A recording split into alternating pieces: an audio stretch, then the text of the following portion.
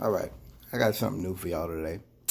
I had read an article maybe a couple months. This was like January, February, it's before all this coronavirus stuff happened. And in the article, they were talking about the difference between police officers that are conservative and I kind of like don't like people and dealing with people cursing them, people attacking them. I'm talking about. I'm not talking about like people that are trying to kill cops. I'm talking about like people who don't want to cooperate with law enforcement, like making false statements against police, not wanting to give statements that. Now, I'm not talking about cop killers. I'm not talking about that. So you have one side, you have the cops who are like nasty. People want to see their posts that are racist and everything. And then you have the other cops who are like the millennial cops who are like, I'm going to make society better and all that. And when I saw that, I saw myself as the millennial. And for a second, I had to really think, like, man, is that me? Am I going to be? Well, let me explain further. The conservative cops know that they're hated. They accept it, and so it doesn't really matter to them if people don't want to cooperate because it's kind of like I can't change the world anyway. I'm just here to do a shift. I'm here to follow certain guidelines. I'm here to protect my people. And if we solve a few crimes, then that's awesome. But I'm not here to change the world. I'm not here to bring the community together. And then you have the millennial cops who believe in, I'm going to be the good cop. But then when they get these negative interactions, it burns them out. That's what I was going to talk to you guys about. How they get burned out because they realize they're dealing with a criminal society. You're dealing with people who, some of them do get caught up in minor drug charges, but you have a very violent, terroristic part of society out here. Moving on. Let's talk about it. I'm neither. I'm not a conservative where I hate society. I'm not a liberal. I'm not a progressive. I'm not a liberal where I think that you can make society better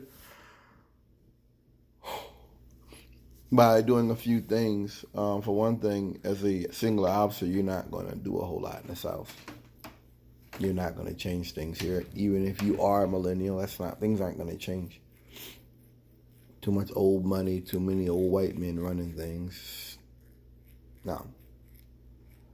And I know that. I have lost faith in humanity. Complete faith in humanity. And as well as the fact that I've lost faith in the U.S. government and the U.S. government's ability. I want to be clear when I say, I keep saying, I want to be clear. I'm not just saying, I don't like the U.S. government. No, I'm saying that I have no confidence. It's kind of like when you get in trouble, there's certain people, you can call. Even if they can't, jump to where you're at or they don't have money to give you, you know that they'll still give you good advice. I've got folks in my life like that. I'm sure you do too. People who really care about you and will do, anything they could to help you. And it's going to be like my friend Denzel said. Either he wouldn't tell me nothing he wouldn't do. That's it. I'm not saying he's going to have money to give me if I need it. And that's not always needed. It's not always needed. You've got people like that. But then you have people you don't have confidence in. My dad is one of them, who he just lies. He's always trying to impose himself. He's trying to prove something and look a certain kind of way, and I don't understand that. My dad is a very fake person. Very fake. And he's a person I have no confidence in to help me. None. I think the last time I called him for any kind of money or help was in 2018. I got off the road. I think it was like Eagle. No, I was in a hotel, wasn't I? That's before I went to Eagle. I was like 17. No, that was 18. I'm sorry, I was 18.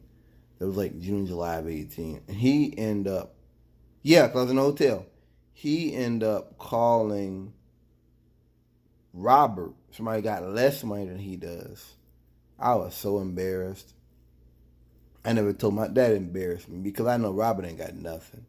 Robert's like a homeless guy riding around with some woman he's not even married to and taking care of her kids and stuff. Robert's got nothing.